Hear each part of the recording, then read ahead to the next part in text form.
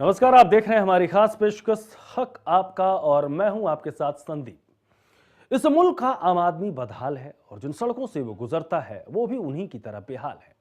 नेताओं से लेकर अधिकारियों तक कागजों में सड़कों को रातों रात हाईटेक बना देते हैं, लेकिन हकीकत की धरातल में तो सिर्फ गड्ढे ही गड्ढे दिखाई देते हैं। तो चलिए आज फिर इन बदहाल सड़कों पर मिलकर सवाल खड़े करें और अपने घरों में चैन की नींद सो रहे नेताओं और अधिकारियों को जगाएं।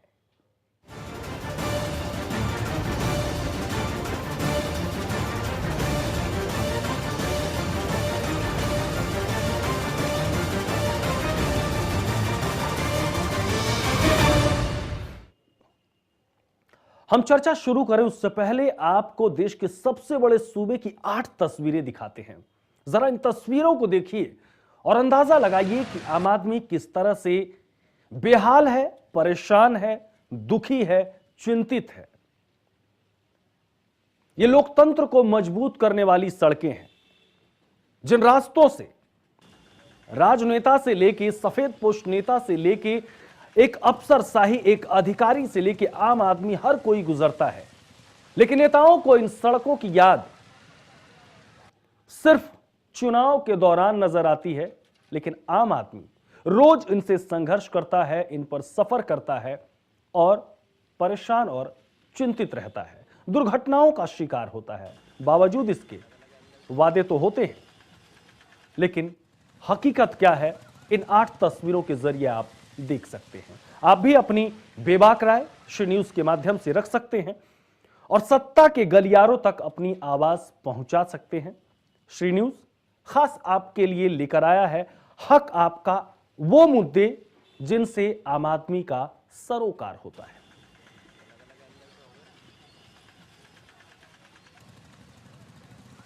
उत्तर प्रदेश और उत्तराखंड में बदहाल सड़कों के खिलाफ श्री न्यूज ने एक मुहिम चलाई है।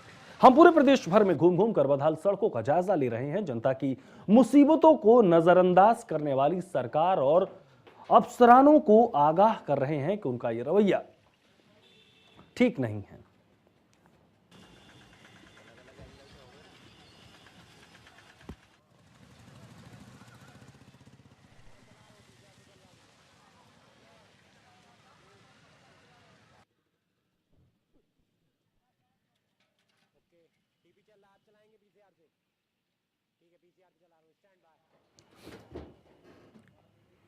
तो वाराणसी, इलाहाबाद और मऊ राजनीतिक और सांस्कृतिक रूप से उत्तर प्रदेश के लिए काफी महत्व रखती है, लेकिन सबसे बड़ा सवाल कि क्या हमारे राजनेता यहां की जनता को भी उतना ही महत्व देते हैं? यहां की बदहाल सड़कों को देखकर तो यकीन नहीं होता।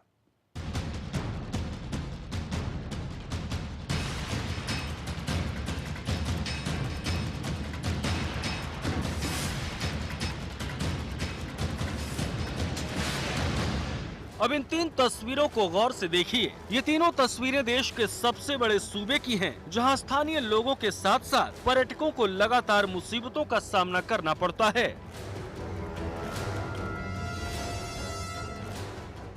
जी हां, मऊ जिले में कई सड़कें वर्षों से मरम्मत की बाट जोह रही हैं, लेकिन जनप्रतिनिधियों की नजर इस पर नहीं पड़ती है। सरकार आई और बदल भी गई, लेकिन ये सड़कें बदहाल रहीं। इन्हीं सड़कों से रोजाना जिले के आला अधिकारियों का आवागमन होता रहता है, लेकिन ना तो अधिकारियों की नजरें इनायत इन सड़कों पर होती हैं और न ही सरकार के नुमाइंदों की नजर कभी इन सड़कों पर पड़ती है, जिसका खामियाजा आम जनता को भुगतना पड़ता है। दरअसल इन सड़कों को देखकर पता ही नहीं चल पाता कि सड़कों में गड्ढा है या गड्ढों में सड़क है। सड़कों के बारे में यहाँ के स्थानीय और चालक से पूछा गया तो उन्होंने कहा कि आए दिन घटना होती रहती है और अधिकारियों का काफिला हमेशा इन्हीं रास्तों से गुजरता है। इसके बावजूद भी इन सड़कों के बारे में कोई नहीं सोचता। सरकार की कमी इसमें है और रोड तो इतना जर्जर हो चुका है, मतलब, और इस रोड के नाम तो मतलब सरकार मतलब एकदम निकम्मी है। इस पे तो साहब बड़े बड़े अधिकारी लोग आते हैं। रोड की ऐसी हालत है कि आए दिन यहाँ गाड़ी वाले गिरते रहते हैं, बाइक वाले गिरते रहते हैं और काफी हद तक खराब है। अब बात संगम नगरी इलाहाबाद की, जहां लगा हुआ है आस्था का संगम। जी हाँ, माघ मेले के लिए भले ही देश और प्रदेश की सरकारों ने शहर में विकास के नाम पर करोड़ों रुपए आवंटित किए हों, लेकिन शहर की सड़कें आज भी बदहाल स्थिति की कहानी बयां कर रही हैं। खासकर पुराने शहर से सिविल लाइन और वहां से इलाहाबाद को दिल्ली और लखनऊ को जोड़ने वाली सड़कों की हालत बद से बदतर हो चुकी है। घनी आबादी वाले इलाकों की सड़कों पर लोगों का चलना मुहाल हो गया है। साथ ही उबड़-खाबड़ सड़कों की वजह से आए दिन हादसे होते रहते हैं। बावजूद इसके न तो स्थानीय प्रशासन इस खराब और टूटी-फूटी सड़कों को बनवाने की पहल करता है और न ही विभाग के अधिकारी इस ओर ध्यान देते हैं। सब तो सब खस्ताहाल हो चुकी सड़क पर न तो कोई सांसद और न ही किसी दल के विधायक की अपनी नजरें इनायत होती हैं, जिससे सड़कों पर चलने वाले लोगों को राहत मिल सके। यही नहीं, इलाहाबाद से दिल्ली और लखनऊ को जाने वाली सड़कें भी जर्जर हालत में हैं। यहाँ गाड़ियों को बड़े बड़े गड्ढों की ठोकर खाकर गुजरना पड़ रहा है। इन सब के बीच लोगों की परेशानियाँ कब खत्म होगी, ये कहना बेहद मुश्किल है।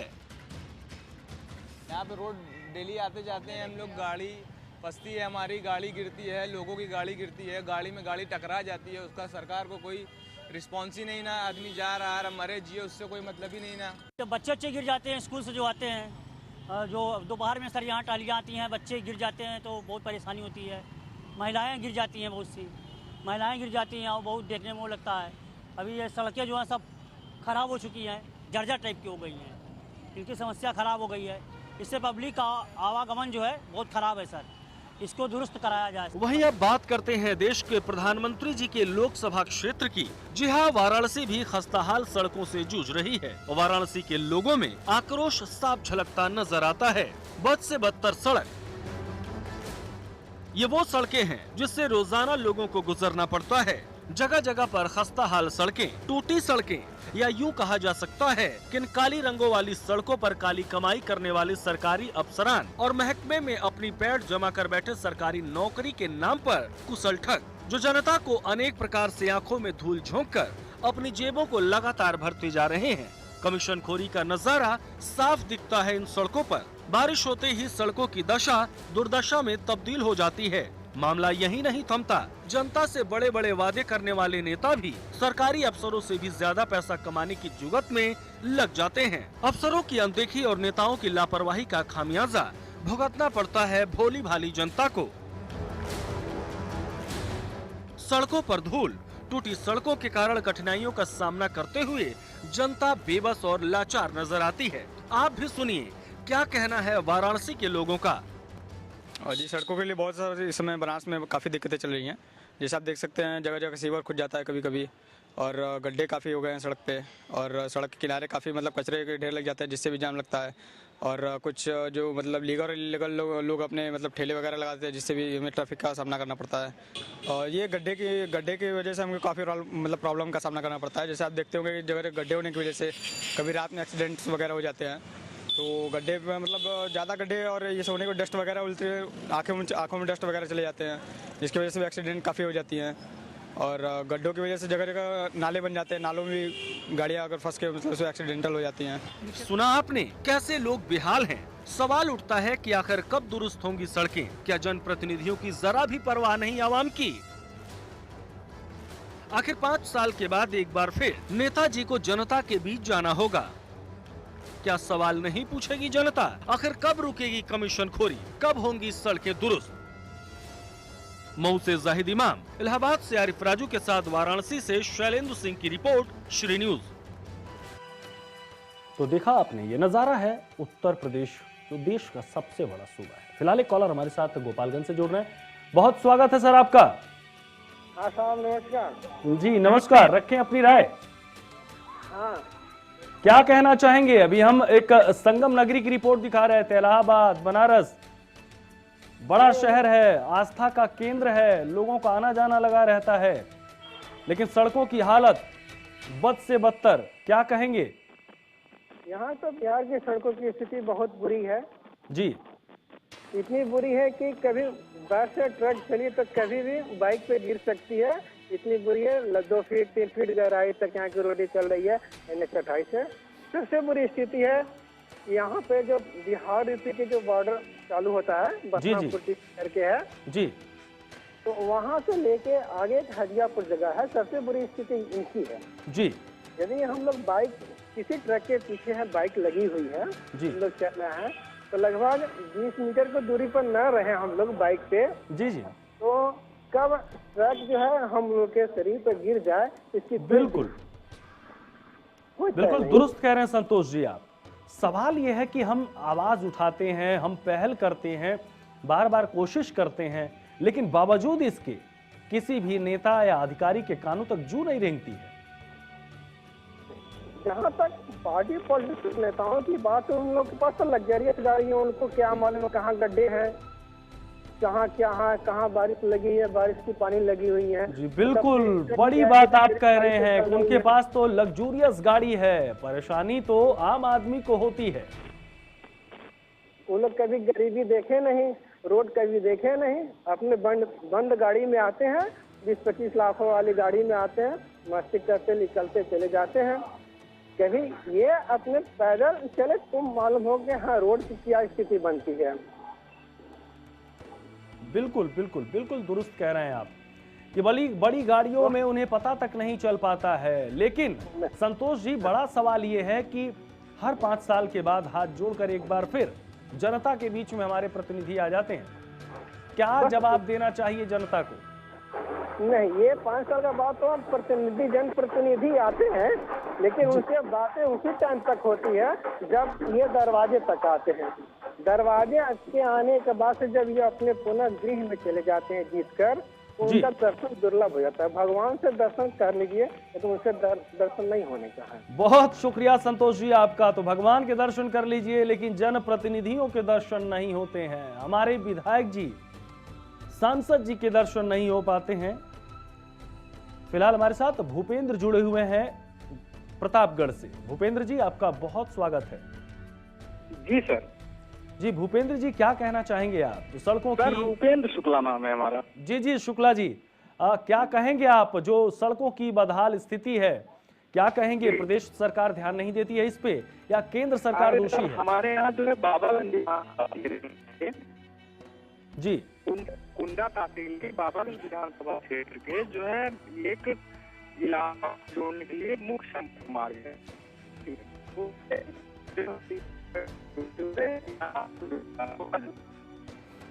भूपेंद्र जी, आपकी आवाज जो है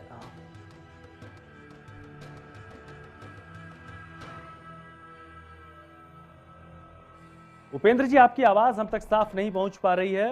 क्षमा चाहेंगे, आपसे दोबारा संपर्क करने की कोशिश करेंगे।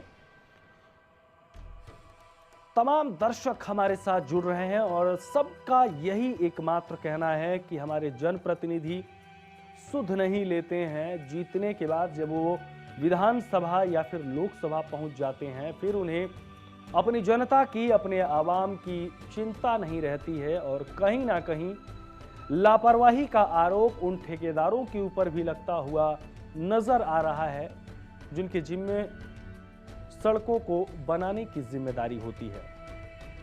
सवाल उठता है कि इस पर निगरानी कौन करेगा, इसकी देखरेख कौन करेगा?